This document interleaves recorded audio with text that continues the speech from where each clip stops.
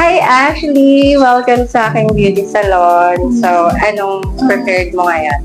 Ano po, I'm thinking po, balayage po or may highlights. Tapos, Tapos, layered po na medium length. then, mag-treatment tayo doon, no? Treatment po. Kailangan. Mami, kailangan ng concern to, ha? Kasi sa school, kasi diba nag-aaral ka? Pwede kaya to sa school niyo? Pwede po. Sure ka? Kasi ano yun?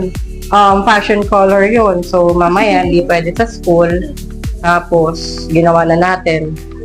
Kinabukasan or sunod araw, baka papalitan na lang yung color. Masisira lang yung hair mo. Pwede, sure ka? Sige, go. Virgin hair to, no? Nakapagpagawa na po ba siya sa services dati? So ako pa lang yung unang hawak ng hair mo. Yup. Wow, laki ng tiwala Sobra po. Sige, go. Sige po. Thank you po. So, bali 5 hours tayo, bebe. Opo. Eto na yung hair mo. Ito na yung dream mo. Balayage highlights. Ayan. So, bali, tinuruan ko naman na po siya, mami, kung ano yung mga dapat gawin after nito, kung paano alagaan yung hair niya.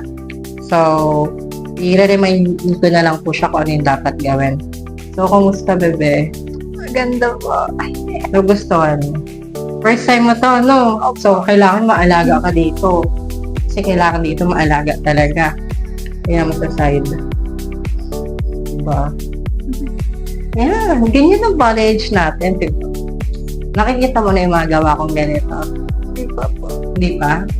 Check mo. Baka masabi mo, mas maganda to kaysa sa mga dati nating gawa. Diba? Thank you. Thank you po.